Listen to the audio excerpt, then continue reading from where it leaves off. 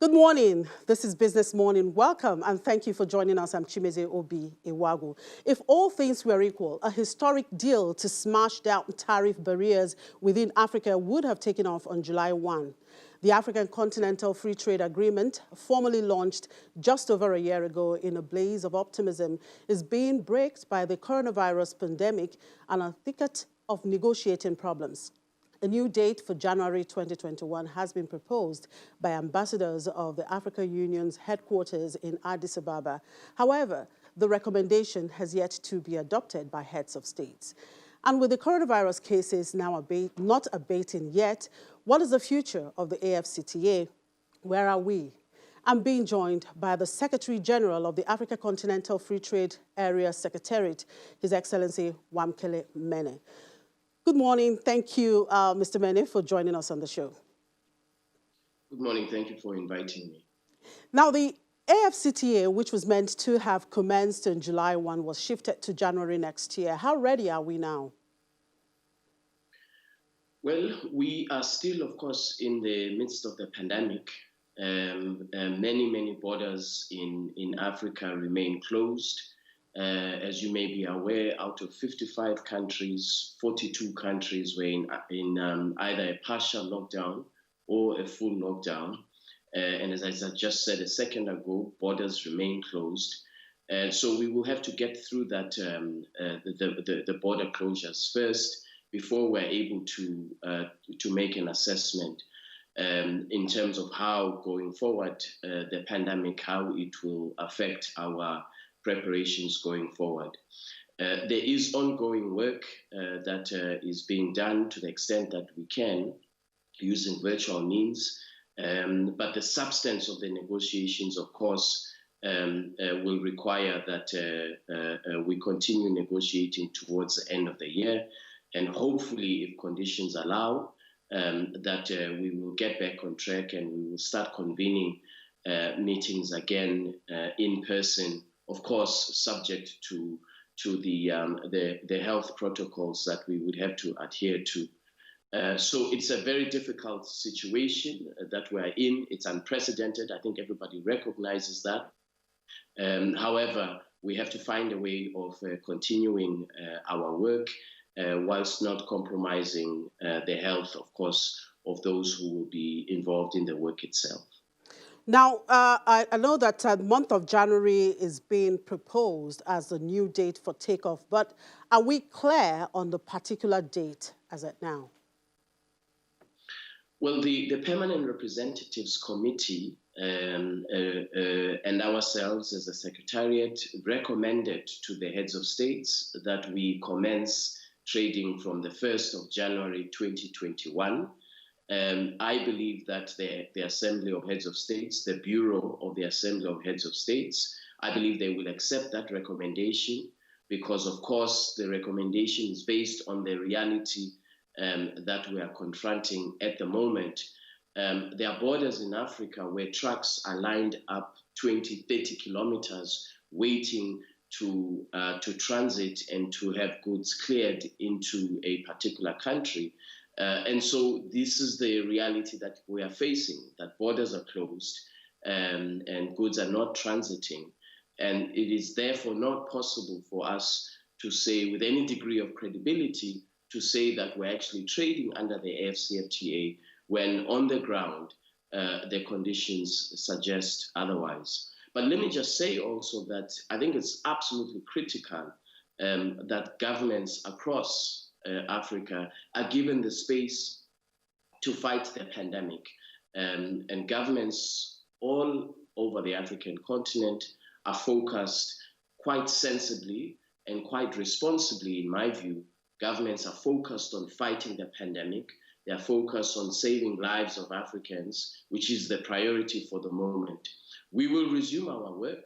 We will get back on track in terms of the progress that we were making, and we will work very hard to ensure that we meet the new trading date of January 1st, 2021, of course, where the heads of states accept that recommendation. But I believe that at this time, we should allow governments the space to fight the pandemic and allow them to, and enable them to save the lives of millions and millions of Africans so that we get back on track in terms of our trade objectives when the conditions allow.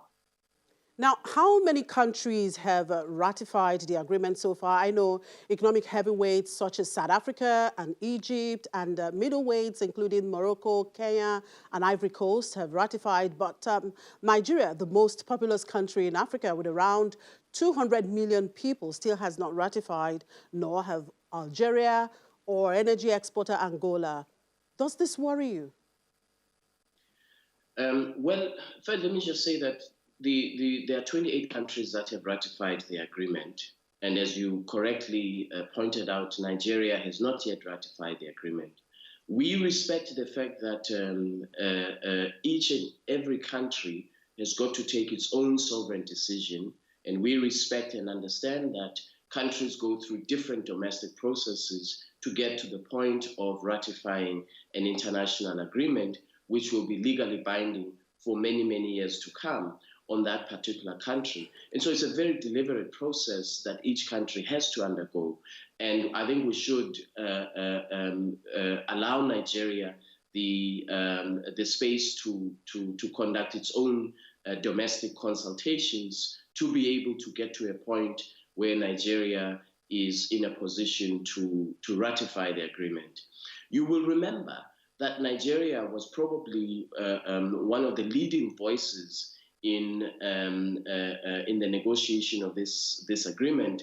My dear brother, the late Ambassador Osakwe, was the chairman of the negotiations, and he led that effort in a very good way.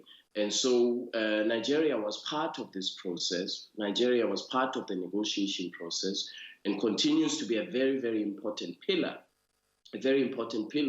of the African Continental Free Trade Area. And we will work with the authorities in Abuja to address any continued specific concerns that they may have. We will also work with the private sector that may also have some concerns. I understand that there are significant concerns. I have had discussions myself with authorities in Abuja. I have been, before I took on this role, I was in Abuja twice in 1 year to discuss with the private sector and also with the government officials the African Continental Free Trade Area and the role of Nigeria, the very critical role of Nigeria in the African Continental Free Trade Area. And I will continue to engage with the authorities in Nigeria, because I think that it is very important that Nigeria becomes part of this agreement. My role is to make sure that where there are specific concerns, that we address them, and that we address them in a satisfactory way that will provide comfort to the private sector in Nigeria, provide comfort to the government in Nigeria. And so we will work very hard to make sure that Nigeria takes its rightful place in the leadership of the African Continental Free Trade Area, like the other countries that you've mentioned. I should say that the concerns that Nigeria has are not actually unique to Nigeria. There are other countries on the African continent who have not yet ratified, who also have similar concerns around the issue of transshipment. And so we will work with those countries too to provide the assurances that they require. So this is not this is not unique to Nigeria. The concern on transshipment, it is a concern that all countries share. It is a concern that I share. We do not want this agreement to lead to job losses. We want this agreement to create jobs. And therefore, to the extent that there are significant concerns around the issue of transshipment, we have to address that over and above the provisions in the agreement that actually, at the moment, safeguard against transshipment. And so if we need to do more, I think we should be able to do it. If we have to introduce stricter measures in accordance with international best practice, which I believe we already have, but if we need to look beyond the specific provisions that we have at the moment, then we certainly should do that. Because I want to stress that we do not want this agreement to lead to job losses. It must create jobs. It must not lead to displacement of domestic markets. It must create new markets in the region, in Africa. And that is why I think it's very critical, that it's of critical importance that we address the concerns that Nigeria has. All right, Your Excellency, there is a resurgence of protectionism lately, and of course the COVID-19 experience is not helping matters with the disruption of global supply chains. Are you worried about this? Well, I believe that actually when you look around the world, I think Africa has taken a very, very different approach to COVID-19. Yes, borders are closed. That is of necessity. It's a public health requirement. But when you look at the evidence, Africa has negotiated, and there's an international agreement, a Pan-African agreement that has entered into force that requires countries to reduce barriers to trade, to reduce barriers in Africa, to reduce barriers to intra-Africa investment. And I think that this is going to continue. We are building on the progress that has been made in each regional economic community. And so the liberalization of intra-Africa trade and the liberalization of intra-investment trade as a matter of law is going to continue. And law in this case is the African Continental Free Trade Agreement. It is the trade law that all of us have accepted.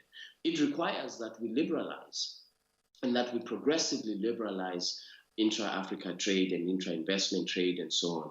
I don't expect that, that there will be a reversal of that trend.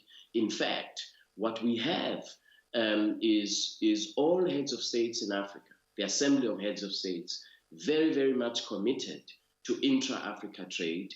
The Assembly of Heads of States, the political will is there to reduce barriers to intra-Africa trade, to ensure that we enhance Africa as a whole as an investment destination, so that we create millions and millions of jobs up and down this African continent, and we create jobs that are labor intensive, decent jobs, so that young Africans can benefit from this agreement. I know that all heads of states in the African Union, in the Assembly of the heads of states, all of them recognize that. All of them are committed to the African Continental Free Trade Area and its objectives, which is why out of 55 countries, the agreement has been signed by 54 countries.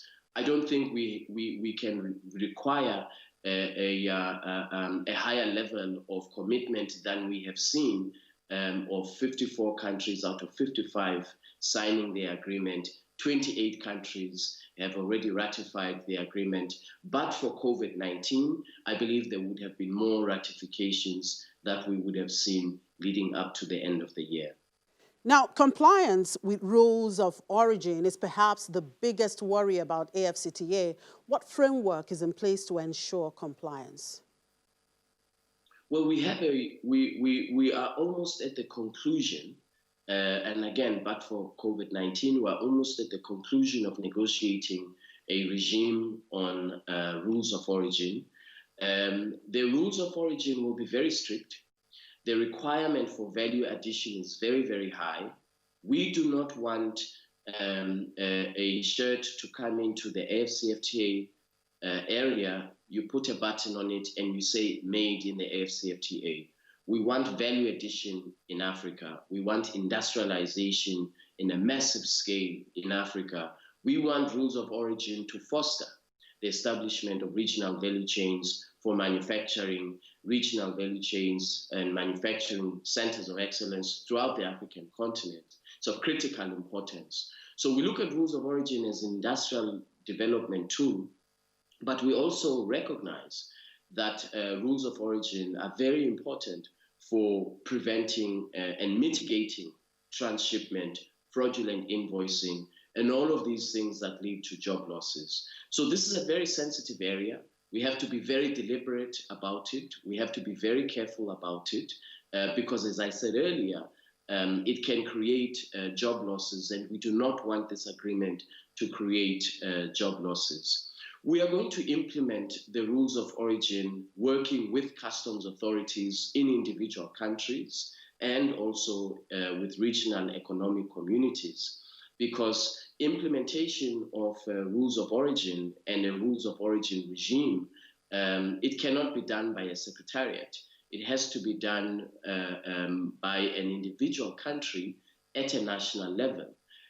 So we will work very closely with customs authorities to develop the capacity to implement the rules of origin. We will work very closely with them to ensure that we improve the enforcement capability of our customs authorities. I think that's key.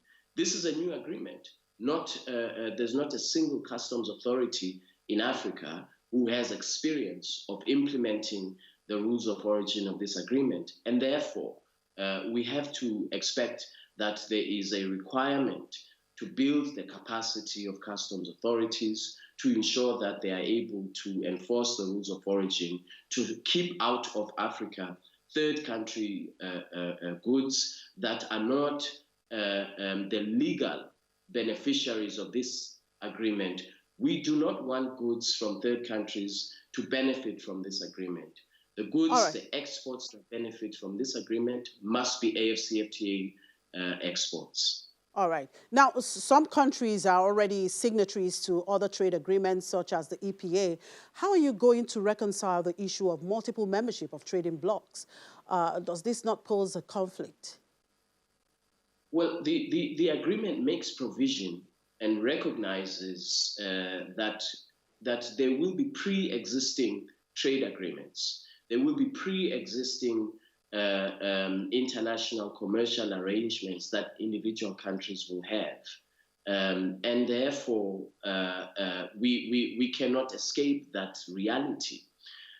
The agreement will coexist with existing agreements that individual countries may have. There has got to be that coexistence. There's no other way around that. Entering into an international agreement is an act of sovereignty. So you cannot stop a country from entering into a different trading arrangement, but you can set up, you can establish mechanisms for coexistence of those international trade agreements. And as I say, the agreement makes provision for that.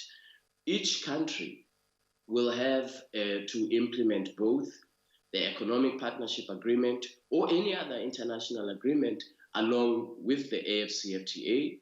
And that means that the customs, again, it comes back to the issue of customs. That means that from a customs authority point of view, the country will have to have the capacity to implement all of these in some cases, competing obligations. But this is purely an issue of national sovereignty, especially in the context of pre-existing agreements. The goods that are allowed to be exported under the EPA or any other economic partnership agreement or any other international agreements, those will continue to get market access, subject, of course, to the conditions of the economic partnership agreement.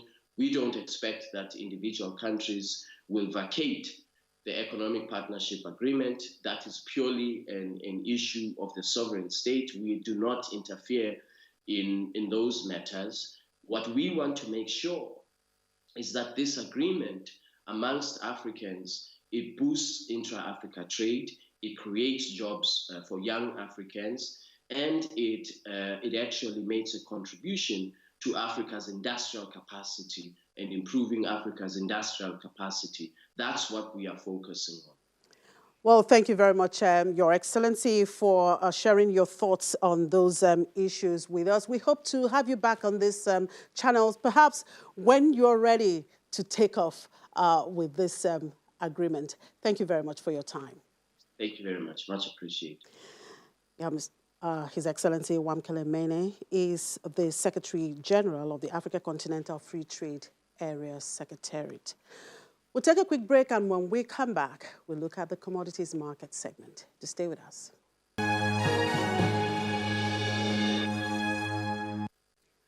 All right, let's talk domestic commodities. The Central Bank of Nigeria on Monday discontinued the processing of Form M for importation of corn into the country. The Apex Bank directed all authorized dealers to submit the list of Form M already registered for the importation of corn using a designated format on or before the close of business on Wednesday, July 15, 2020.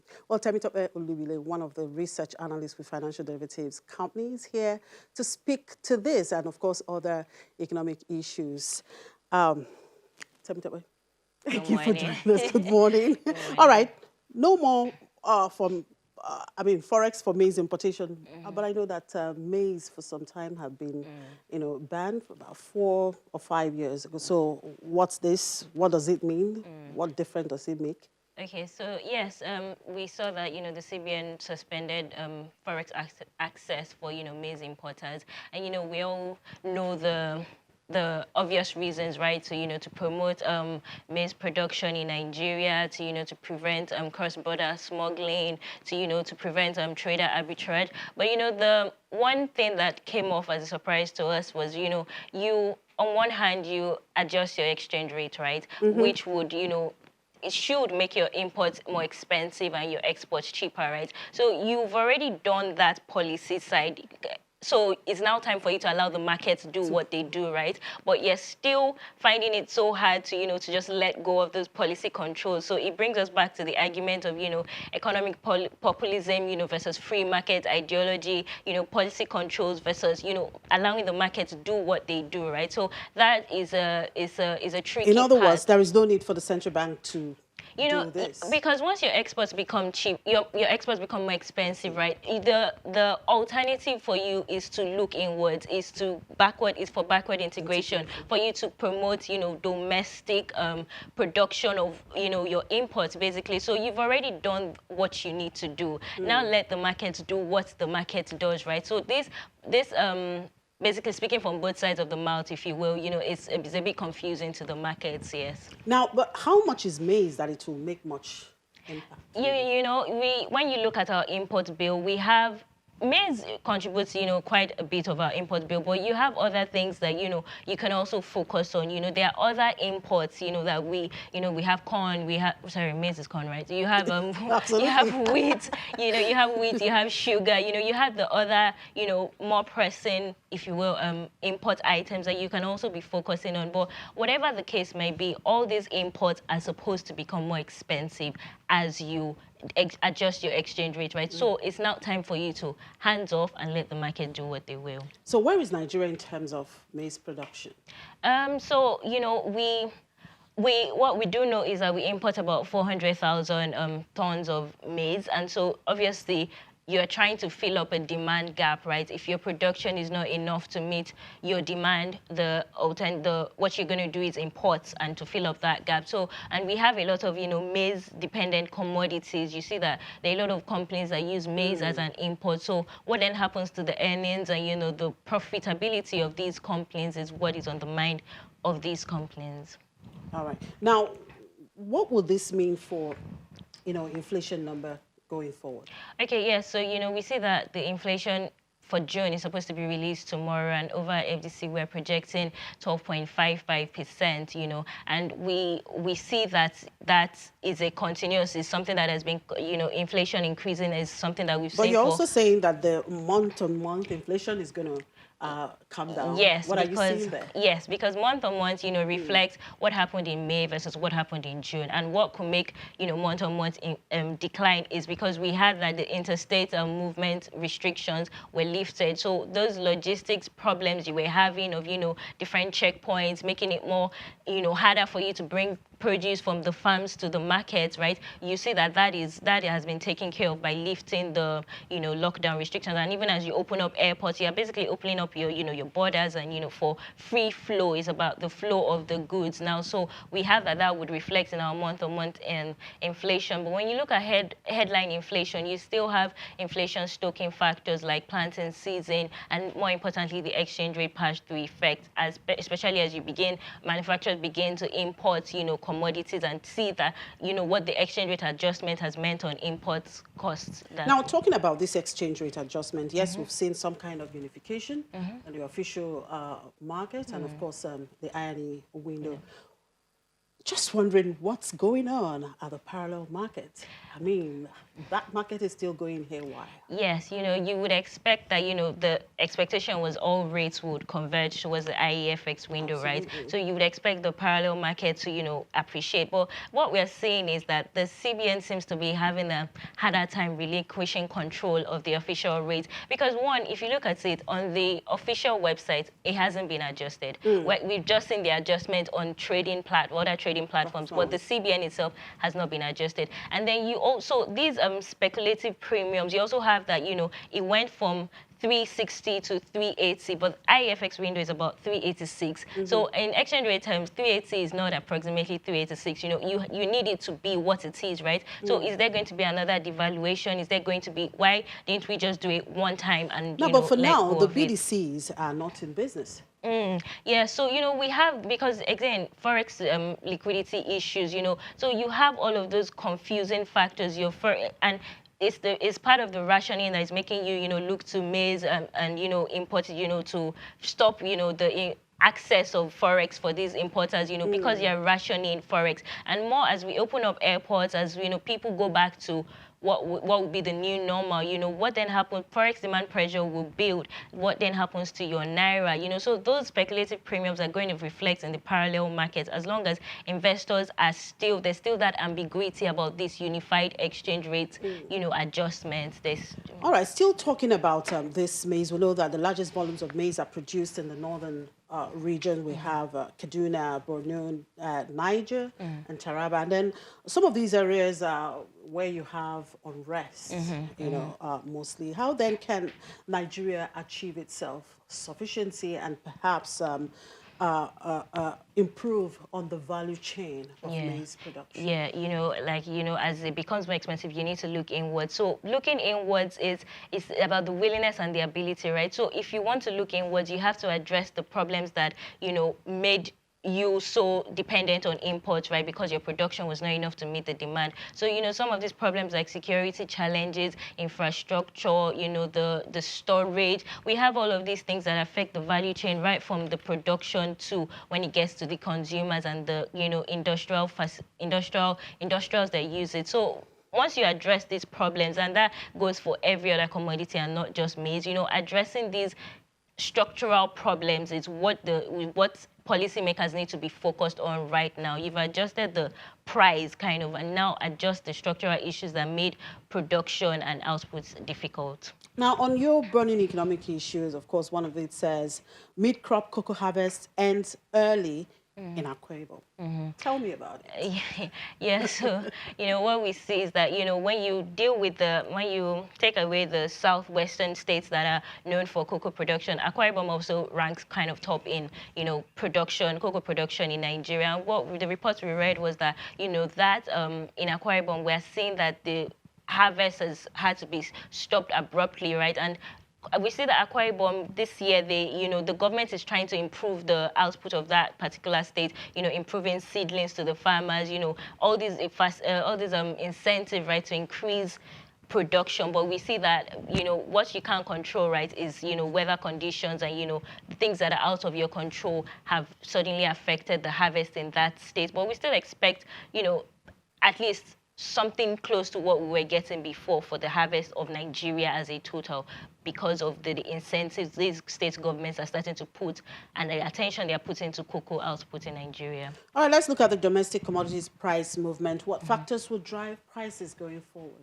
Okay, so going forward, first of all, the fact that, the aggregate demand, because we have inflation stoking factors, and these factors, one would expect it to lead to an increase in inflation to like 15%, or we're still getting that muted inflationary impact because aggregates disposable incomes have fallen across board. Job losses, have affected the demand from consumers. So we expect that would keep inflation below what it can actually be given these other factors. And then planting season, we see that is already affecting some commodity prices. And then we see that, adverse rain condition is also affecting, we hear that is also affecting farmers from going to the market from going to the farm, for some of these produce. So those supply constraints would keep inflation elevated, but not as elevated as it can be given the aggregate demand problems.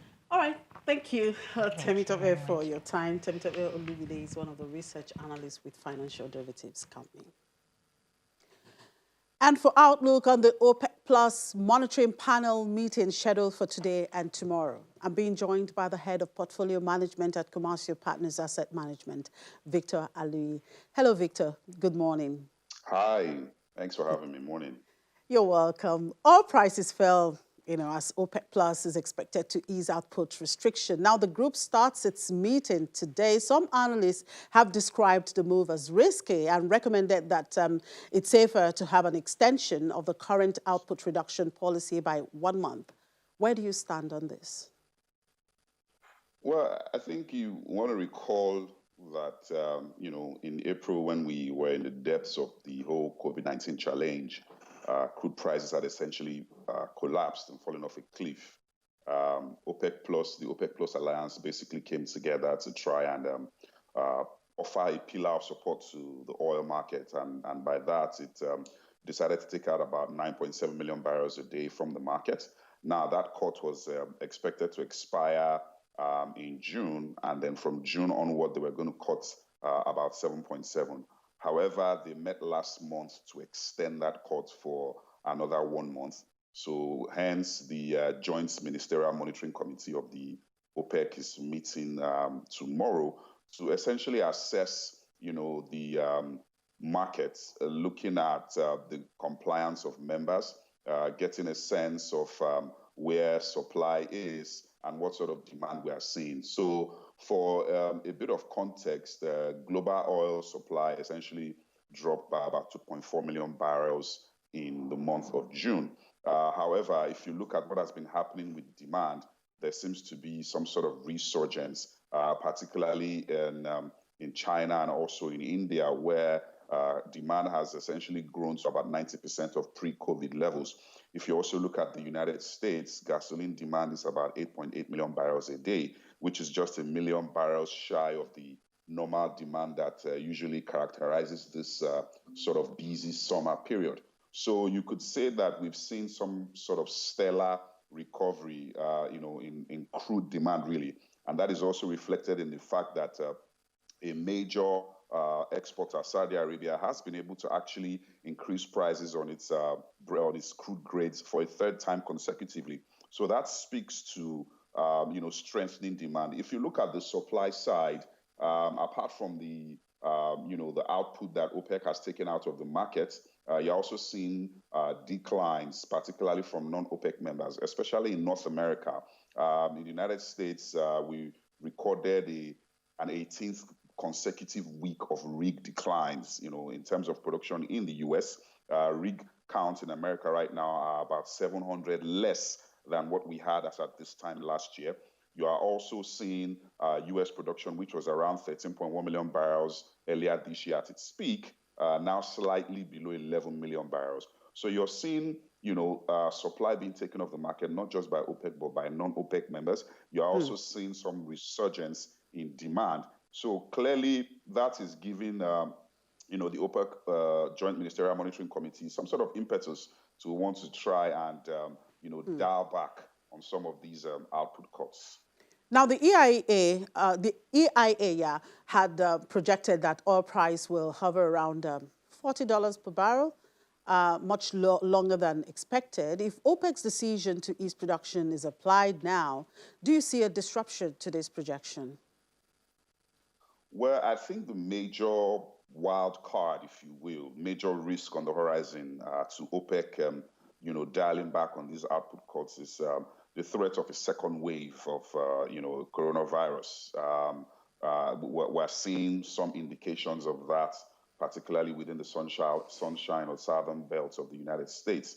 However, there are also indications that there are some controls on that as well. So I think that the ability of, countries, particularly where this second wave threat is looking to rear its head, their ability to sort of nip it in the bud will go a long way in determining what happens to oil prices from here on out, whether OPEC decides to dial back on those output cuts or decides to carry on with the output cuts. So I think that second wave threat remains the major wild card. But however, from all indications, it seems set that OPEC is likely to, dial back on those output cuts.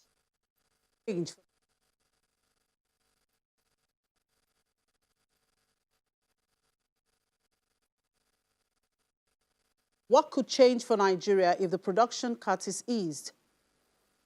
Well, I think for Nigeria, our case is even a bit peculiar, particularly if you look at the whole compliance issue.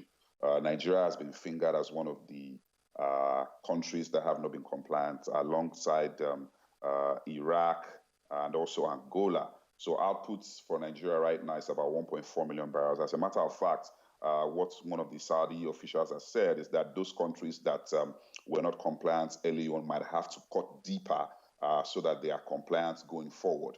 So really for Nigeria, we're certainly staring down the barrel of reduced output, at least over the next couple of months. However, I think that the support in terms of the recovery in prices might go a long way in assuaging that impact of reduced production.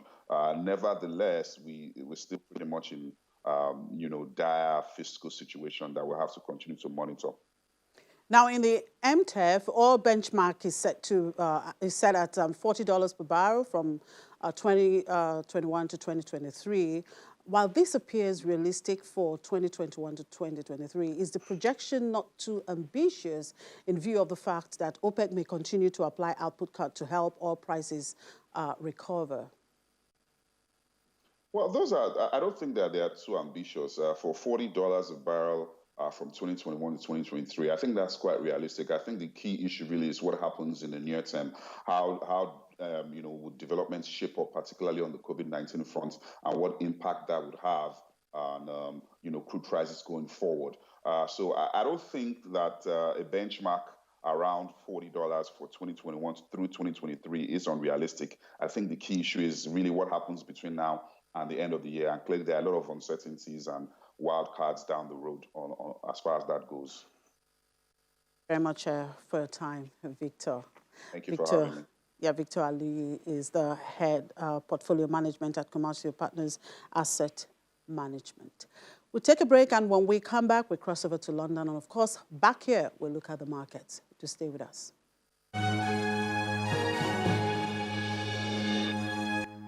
And for updates from the streets of London, Juliana joins us now. Hello, Juliana. Good morning. Well, starting off from the data front, UK economy shrinks 19.1% in the 3 months to May.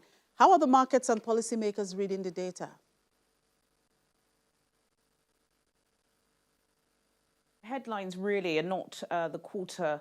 It's more about the monthly jump. There has been some growth in May. The economy grew by 1.8%. But you were right in saying that it has shrunk dramatically. If we look at February's data, the economy was 25.4% much larger. So there are mounting concerns that Britain may be permanently scarred by COVID-19. There is that 1.8% growth. That's really come from house builders and manufacturing, but there are massive holes in various other parts of the sector. There are concerns. What we did expect, Chimeze, is that there would probably be a V-shaped recovery, but it's a shame I don't have the graph with me now. But if we're looking at what's happening in the UK, it's more likely to be some sort of W shape. And the concerns are what is going to happen when the government schemes start dwindling down. We know that the scheme that they're using to subsidise people's wages is coming to an end very soon, and it's all well and good having a little bit of growth when people are allowed out of their house, but what happens when they start losing their jobs? I know we don't have much time, but hopefully I can chew that data much later with you guys. Absolutely. Well, despite that W-shape graph that you have just described, UK retail sales in June showed signs of recovery after COVID-19 lockdown. What is the outlook for that sector? There is some sort of recovery, which is great news because, of course, we've been discussing it for months and months, just how battered the retail industry has been here in the UK. So last month they saw an increase of 3.4%. This is the largest month-on-month increase the retail sector has seen in about 2 years. This has really been helped by online. Online growth has been surging, even though footfall in the high street remains low. A lot of economists are putting this down to the fact that the hospitality sector opened again. And of course, if restaurants and pubs are open, people are interested in buying new clothes. Also as well, Prime Minister Boris Johnson did ask people to go back to work, not just if you can't work from home, but everybody should go back to work if you can. And of course, people do like to dress quite snappy. So that's what this data is being put down to. But of course, retail is far from out of the woods yet. And as I was saying about these government job retention schemes and all these bonus payments, once they come to an end, are people going to have jobs to go back to? That's the billion-pound question. And in another development, the UK government is preparing to change course over the role of Huawei in its 5G telecoms network. How is this playing out over there? Well, this is a major story, a major global story, and it's going to be interesting to see what Prime Minister Boris Johnson announces later today. He's currently chairing a meeting with the National Security Council, and it's believed as if the Prime Minister will be doing a pretty groundbreaking U-turn on his decision in January, where he said that Huawei will be given a limited access to building Britain's 5G infrastructure. Of course, since that time, so much has happened, not just China's handling of COVID-19, but also the spat that Britain and Beijing are currently in over these new national security laws, which are being imposed on Hong Kong. Britain have had lots of pressure, not just from the Five Eyes Security Council, but also Donald Trump and indeed people within his own cabinet. We've also had former senior MI5, MI6 individuals saying that it is just going to be ludicrous to even allow this to be part of, to allow China to be part of building and having information from Britain. So we are expecting a U-turn. And as I said, there are going to be massive ramifications from this. Huawei have already warned Britain that if they did decide to backtrack, then there will be repercussions. So like I said, there will be, everyone is highly anticipating that statement, which we're expecting from Boris Johnson later today. And I'm sure you'll give us all those details later today on Business Incorporated. Thank you, Juliana. And back here, Temple has the market data. Temple.